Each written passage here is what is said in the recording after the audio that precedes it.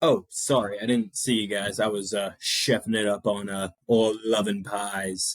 Um, Welcome back to Evan Ranks. This is my podcast. I am your host, Evan, and I'm going to start off with this. I'm in a nice blazer and a polo. I don't know how many of you guys actually watch the YouTube videos. I've talked to Josh about it where he feels like he's missing out. And you guys truly are because I correspond all of my outfits to sort of what I'm talking about that day, what I'm ranking. And yeah, I'm in a blazer because I'm going to be ranking like the January weird news stories.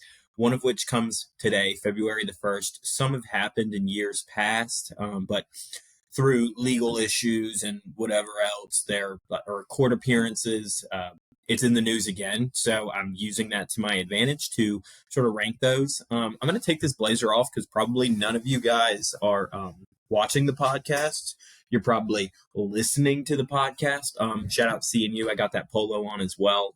But yeah, man, no need to do the blazer for the news stories. I used to do WPAT News, which was my high school news, morning news, whatever. I would be an anchor on that too. Look up those YouTube videos if you could, if you want to see baby Evan with ginormous ears. But let's get into this pod today, guys. We got a lot to talk about. A lot of fun, a lot of fun stuff. Oh my gosh, I got the hiccups, man. I'm going to talk about UVA basketball here briefly, just because we're coming off a clutch win against Notre Dame. But before I do any of that, shout out to our podcast sponsor of the day, Walker's Home Services, for all of their home improvement projects, from painting to, drywall installation, kitchen, bath remodels. Those guys do it all. So give my friends over at Walker's Home Services a phone call. What else was I going to talk about? I guess let's just get into the news stories. I have a decent amount of them. The first isn't like crazy or weird news, but as you all know, I'm an Orioles fan. Yesterday, the Orioles actually have I guess they're in agreements or cahoots with selling the Orioles to a longtime fan. As you know, it was the Angelos family that owned it. The new owner, his last name is Rubenstein. He'll become the control person of the Orioles. Now he's going to work with old owner John Angelos, who I'm, bipartial to. I think we're on the up and up. Clearly, we've been doing stuff right in our farm league, which is why we're so good. But so many different Orioles fans, after reading the article, are super excited for this new owner. He's been in the Baltimore area.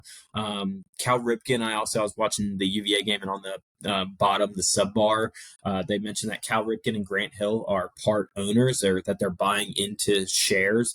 I think that's awesome for Orioles morale, getting, a long-term Hall of Famer with Cal Ripken as a part owner. That's just awesome. That'd be like MJ buying part of the Bulls. I know he bought the Hornets, which didn't make much sense, or the Bobcats I don't know. But the Orioles sold. We're all super excited about it. They have a whole bunch of young talent, Rutschman, Gunnar Henderson, and Jackson Holiday coming up too. We've got a bunch of other guys. What's his name? Shoot. He plays shortstop. No, that's Gunnar. No, Gunnar plays third. I don't know. But it sold. I think something cool, just steering off of that. I wish more teams did this, but are you guys familiar with how the Packers are owned? The Packers are owned through like fans. So whenever they sold last, if they sold or they opened it up, you could buy like a stake share of the Green Bay Packers. And they did this solely so the city, so like Green Bay has sole ownership of the Packers. It'll never leave Green Bay because these people have stocks in it. And in order to perform a move, it has to be a unanimous decision. And you're not going to have a billion Green Bay Packers fans all agree to move from Green Bay. That's just not happening. So that's pretty cool. I wish maybe the Orioles did something like that. I probably would have bought into it. I actually saw I went to Truist today to grow up. I did a bunch of financial stuff. I had all of my money in literally one account. So I've created a money market account, like a savings account where like it'll grow like $300 in the next 5 months. Created a CD that's going to do the same thing. So I'm major adulting today, guys. But let's get into the news stories. So outside of the Orioles, because I'm not going to rank that one. That's just not weird news. It doesn't coincide with some of these news stories, but it was cool to note. Big excited. But So this was released on January 20th. However, this had happened a little bit ago. Their court date is actually scheduled for tomorrow. But a Kansas City couple was charged with fraudulently collecting more than $215,000 in retirement benefits from their dead relative. They've been concealing his body in their house for 6 years. In this article, it literally says that he became mummified on the bed. That is crazy. But these people essentially had like, and I'm going to get into a lot more of the details here soon, but the police would apparently call them to like check in and see how he was doing because apparently his pacemaker had registered him dead years before. So it doesn't make sense as to how they didn't realize that these like the couple was writing checks from his bank account to theirs and they were collecting his retirement, but he was registered dead. So I don't understand how the government or that city didn't realize that this was happening. Like clearly he had a death certificate, or maybe he didn't because I guess they couldn't find the body. They couldn't register him as dead, so they were just collecting retirement. And the family essentially, like over the 6 years, would just lie. Oh, he's not here. He's busy. Like we don't have his cell. He doesn't have a cell phone. I don't know how they did this, but it's just absolutely mind-boggling to hear that this couple was able to do this for 6 years. I mean, those 6 years they probably lived lavishly, and I don't know what this man would have used the money for outside of a funeral in which they didn't need because he was stuffed in a on a bed. Could you imagine how bad that house smelled? I mean, I don't understand. Like, I understand if you're hurting for money, but I feel like there's better ways of going about this. Like, go do DoorDash or something. Like, I don't see why at the age of 61 you want your dead cousin sitting in the other room so you could collect their retirement benefits. it This news story just kind of, I don't know, it's wild, but I just can't grasp the concept of how something like this in today's technological world could happen. But it did happen. Um yeah, I mentioned talking about the UVA game, but I might save that for last if I have time. But so this couple collecting unemployment from their dead relative that was stuffed in their house is a news story number one. Um hmm, Sorry, I'm still drinking coffee. I don't care what time of day it is. I'm gonna be drinking it.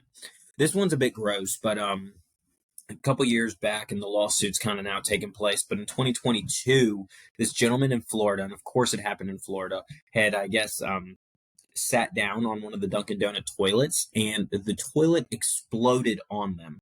Apparently, he had severe and long-term injuries from this explosion. I'm not sure how, I mean, I guess the sheer pressure of the water and the explosion like could tear your anus apart, but other than that, I'm not sure how how you could go about that. Um it's just a money marketing tool. I mean, not a money marketing tool, but like if you're that individual, it's no different than like when you spilled, like when that couple spilled coffee on themselves from McDonald's, got third-degree burns. Like they sued because the coffee was too hot. They had to decrease the temperature. Dude, you're about to get $50,000 to $100,000 just for being covered in debris, human feces, and urine. I mean, it sounds bad, and yes, mentally, I would be unwell if this happened to me. But truth be told, I'd be going on my boys and being like, "Yo, look at this paycheck! I just got 50,000 for some feces on my face, bro." Like, all I have to do is go home and shower. Like, yeah, that's a thought in your head. I'd probably never use a public restroom again, but I currently don't use public restrooms anyway. If I gotta go poop, I gotta go poop at home. I'm not going to McDonald's or the Dunkin' Donut like bathroom.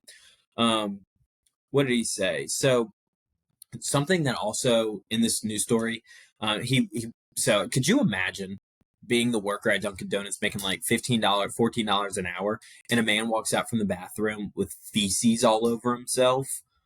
Just the, I don't know what the word I'm looking for, but like the pure embarrassment of you, like just you coming out worthless. You'd look like a wet dog essentially, just with a little bit of brown stuff rubbed up on you. Um, but they knew about this toilet issue. It says here that they had multiple occasions of where this had happened and that they, didn't actually say anything. They didn't put a sign up. They just let the exploding toilet be an exploding toilet. But, dude, it's absolutely disgusting to think about this happening. However, I would much rather, I mean, I don't know to the extent of what these injuries were, Like, it doesn't really say. It just kind of says, like, it says he suffered bodily injury and psychological damages resulting in pain and suffering, disability, permanent and significant emotional injury, mental anguish, and loss of the capacity for the enjoyment of life.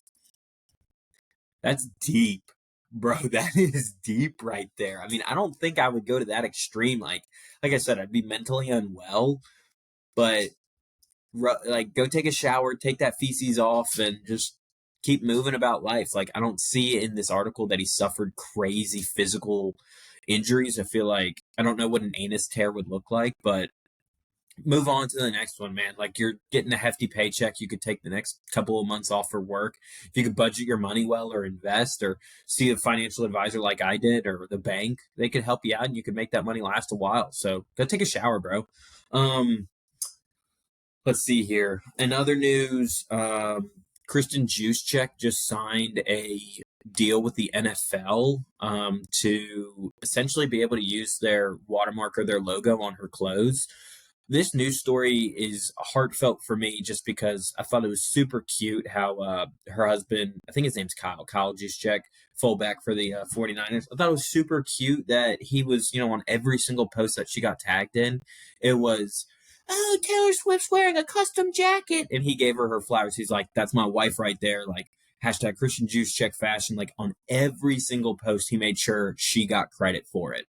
And I love that. I love that she's finally getting recognized. But Emma Rose had told me about this girl making custom jackets, like, when we first met. Like, we talked about sports because that's what I like. And she was like, oh, have you heard of Kristen Juszczyk? This girl has been on the map in the fashion industry for years. And now, all because, and I'm not bashing her, I think this is just a ploy on how our media and television works, all because Taylor Swift wears it one frickin' time against the Miami Dolphins in a playoff game. Now it's big and it's cool, it's crazy. This was cool before. She was taking her husband's like game worn and like practice jerseys and making sick outfits for him. I mean, it's just an amazing process of what she's on the sewing machine sewing it up, and now all because Taylor Swift does this, she gets recognition.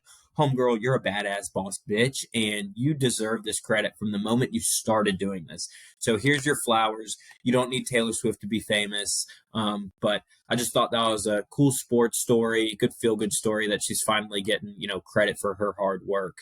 I have two stories that are probably going to take up the remaining of time, so I don't know if I'll get to UVA sports. But this came out today, and it is about a Chinese pigeon spy.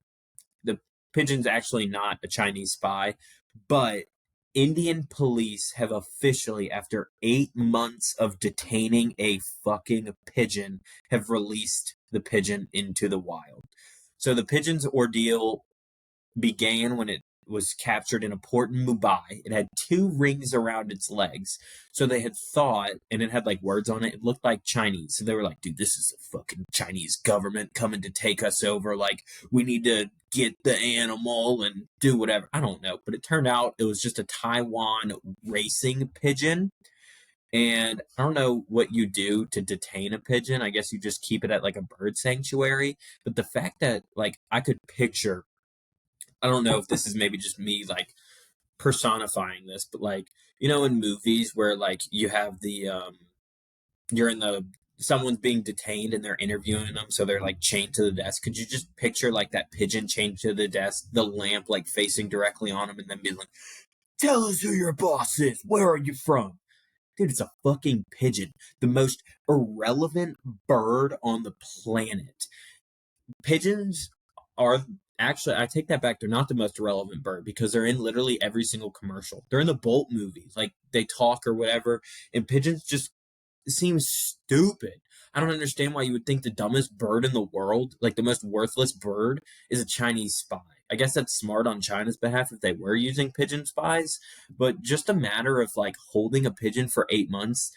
Pigeon can't talk. Pigeon can't tell you where they're from. And if it was a Chinese spy, the Chinese aren't telling you that the pigeon's a spy. It just doesn't make any sense. But this news story is insane. 2016, they had another pigeon taken into custody. Like, I think about the times when we had carrier pigeons delivering our letters. Can we go back to that? I think we should create like a bird mafia in a way. I think that would be super cool. Like the military has a bunch of fighting pigeons on our side. Like they could be a part of the Air Force and be trained properly. Like what could we call them? It's kind of like there's jokes about like the birds work for the bourgeoisie or whatever, like the Italian like mafia or something. Like it's the birds, they're listening, they hear us. Like they could actually listen and hear them. Like we could mold pigeons to be ruthless military operatives. I'm all for it. I think this story was absolutely amazing. It might get my number one ranking, but probably not. This right here. So, as you all know, my birthday is tomorrow. Yes, round of applause. Happy birthday. Made it to 25. Cool. Um, Groundhog Day is my birthday, so I share a birthday. Well, I guess I don't share a birthday. I share a birthday with my brother, but Punxsutawney Phil is the groundhog of Punxsutawney, Pennsylvania, who comes out on February 2nd, reads his shadow, and tells us if there's, more winter or more, what's it called? Or spring comes early. PETA, what does PETA stand for? PETA acronym. PETA stands for people for the ethical treatment of animals. Okay, so I was thinking about this and I was gonna denounce PETA like right away and be like, why? So let's give you the news story and then I'll explain my thoughts on PETA. So PETA for multiple different years has been asking for not finances. They've been asking the people of Puxatawny to stop harassing or taking advantage of this groundhog, using him as a ploy to earn revenue. Dude, this has been a thing that they have been doing for years. PETA, I don't think there's anything ethical about them picking up a groundhog and making them their pet. Like, there are people around the world that have, like, lions and tigers and exotic animals. Why don't you go worry about the people that are mistreating those exotic animals and even, like, dogs and cats in America? Like, go to the shelters, like SPCAs. Help them out. Work directly with them. Do something good other than trying to get a groundhog that's probably treated like a freaking king. Yes, he's in an enclosure in their local library, but I feel like they feed him 3 times a day to make him fat. They hold him 1 time a year up in the air, and otherwise he lives a life of luxury. But this news story just pissed me off because PETA offered to give them a gold coin. You think this place in Punxsutawney, Pennsylvania is willing to get rid of their cash crop for a flip of the coin? It's a giant coin and it has like 6 more weeks of winter on it or early spring on it. It might have the groundhog, Punxsutawney Phil's like face on one side and then PETA on the other. It's a marketing ploy for PETA. They're just looking out for themselves, trying to get their name out there. They're not actually benefiting this groundhog at all. Like, you're saving one singular groundhog that is being fed and taken care of. Go please do something more worthwhile. Their thought process in this is that predictions by the groundhog are about 40% correct. So if you flip a coin, it's 50% correct, 50%, like you have a more chance of getting it correct. No one cares. We know the groundhog isn't a meteorologist. We know the groundhog isn't actually telling us if winter or spring is coming. Half the time it is wrong. That's the fun in seeing this groundhog lifted up like Simba. Oh, Savannah, groundhog cinema. Like, I'd much rather do that. But of course, they're not going to accept this gold coin. So I had looked, reading this article. The more I read. So this has actually been a thing since 1886 with the groundhog. So good luck changing this. But so apparently, their offer last year was that there was a PETA volunteer that had literally given consent and volunteered to be replaced with Punxsutawney Phil. So they would live in their small enclosure and make unscientific weather predictions, is essentially what this said. That they would take over Punxsutawney Phil's role, living in that enclosure for years to come and predicting the weather 1 day a year. What idiot would ever consent to this? You value one singular groundhog's wildlife existence more than your freedom of will or your life experiences. Let's say you're 40 you're willing to live in this enclosure in your own filth for the next 30 years? Dude, you have got to be freaking crazy. I mean, the other idea that they gave, or proposal that they gave Puxatani, was that they would have like a AI, artificial intelligence groundhog created, and that groundhog would predict the weather using its artificial intelligence. Come on now. That sounds like the start of animatronic Animal Kingdom war, or war on humans. Like, the groundhog can talk to animals because technically it probably is filled with artificial animal intelligence while also communicating with humans. The groundhog literally could cause a world war if you give it artificial intelligence. I mean, I don't understand why we would do this. I guess if I were the mayor, or if I were the executive deciding PETA's proposal, I would say, and I'm torn because I feel like you would gain a lot of publicity, a lot of traction.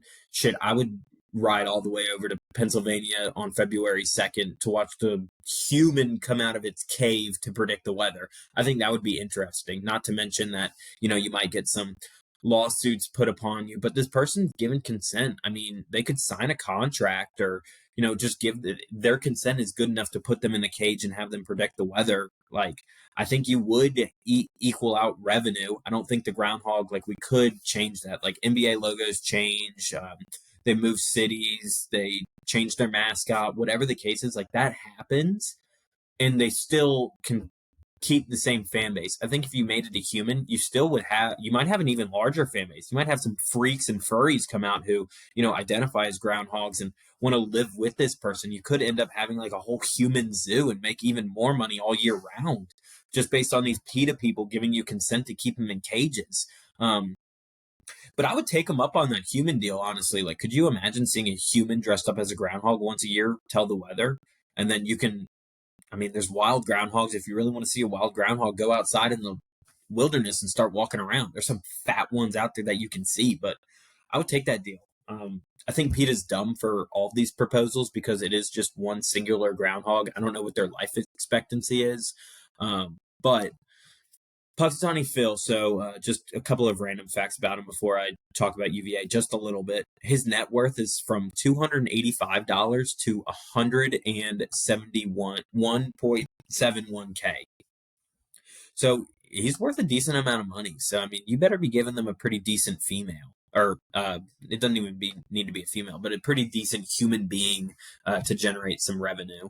But let's rank those news stories first. So I'm gonna go, honorable mention is gonna be the Juice Check deal. I think she's absolutely talented, and I love what she's doing, especially for the game of NFL. I think custom apparel like that, yeah, I can't afford it, but that's awesome. It gives, all of the athletes' wives something to be excited for on Sundays. I mean, it's just cool. Hopefully your brand deal expands to other leagues and you can, make even more money while your fullback husband is raking in the dough as well. So you get honorable mention. Number 5 is going to go to the exploding feces. I think that's a pretty crazy news story. It's also gross, but that stuff kind of happens a lot with restaurants and stuff. I think a lot of people go to the extreme of like faking heart attacks and, falling or spilling stuff on themselves. Like, anybody will do anything for a lawsuit to get them money. So number 5. Number 4 is going to go to that Kansas couple stealing the dead man's retirement. Just the fact that, like, you let this body get mummified and caught. You got caught. I think that's the bad part about it. You lasted 6 years, which is kind of cool. I would not condone ever doing this because of the stinkiness in your house. But you collected a lot of money, and it was a ploy that was working for a while. Just sucks that you got caught. So you get number 4. Number 3 is going to my beloved Orioles. I think this is going to be great for the city of Baltimore. I know it was kind of divided for the previous owner. It's good that he gets to still facilitate some of the ideas and be a part of the industry and the team. But I'm excited for this new owner and what Baltimore Orioles have going forward. We got a hell of a team, so looking forward to that. They get number 3. Number 2 is going to go to the Pigeon. Pigeons are, I don't I'm not going to talk about pigeons anymore. They're crazy birds. They're dumb. They're worthless. They're kind of funny to walk around, like, or watch walk around. The way they peck, they just kind of like remind you of a bird, like about to like bang its head on the wall. But just a Chinese spy pigeon. Y'all be on lookout for the birds working for the bourgeoisie, baby. But that gives us our number one ranking of Puxatawny Phil. Shout out my groundhog brother. Um, Keep doing your thing. I hope you predict the weather correctly. I myself, it's nice outside. I'm wearing a short sleeve shirt. I myself think spring's coming early. Puxatawny Phil, I hope you and I agree on that. But here's the bird for PETA. It's a pigeon bird, PETA. Screw you. Let the groundhog do its thing. So I only have a couple of minutes, but I wanted to give you guys my thoughts on the UVA game. So we shot lights out from 3-pointer. Jacob Groves ended up finishing, I think, 5 for 6 from three. Maybe he had another one, but 18 points. Reese went off. He had 21 points. Ryan Dunn was 0 points, but played most of the game. He only had 5 rebounds. I think, everybody's just stepping up at different times. Miner has stepped up. Murray has stepped up. Grove stepped up tonight. Beekman's always relevant. Isaac McNeely has stepped up. Dante Harris defensively. Like, this is a group right now that's finding, their stride and starting to play really good team basketball. And it's a team effort because you could be that guy. Like, Groves could have been, screw you, coach. You benched me. Like, I'm just here to finish out the year and get drafted. Like, or get a degree from UVA. Like, he could just not give a fuck. But no, he was at the stadium or at the arena at 5 a.m. putting up shots, working on his game, and it paid off, man. Like, these guys all have the mentality of team first. Like, even if I don't play consistent minutes, I'm facilitating with the team. I'm helping them out. I mean, and today Groves' name was called and he delivered. So we ended up making it a little bit closer than it needed to be. Finished with a win of, what is that? Not 10, 12. I think we finished with a win of 12 points. We came into halftime leading by 15. So they did leave them in the game for a while. Notre Dame's Coach Shrewsbury, his son, had a hell of a game. That kid's a baller. But this was a lot better of a game than the first time we played Notre Dame where we got blown out. So love to see this team effort. I mean, looking at the minutes, I think this is just crazy to note just how different the team is flowed throughout the season. Tane Murray, bro, he had 20 minutes. Groves had 22. Ryan Dunn played most of the game at 27. McNeely and Beekman were in the game for like 34 minutes, almost a full game. Jordan Miner had 28. So, like, we didn't see Rhodes as much. He only played 12 minutes, less than a whole half. Dante Harris only had 13. Like, everybody's chipping in. That's what I like to see. I think Tony's playing with the lineups, playing with how we play offense, playing, defense stays consistent, but things are working for us. I'll give you a mini ranking on that game. Pleasantly surprised, super great offense. I loved watching Groves heat up.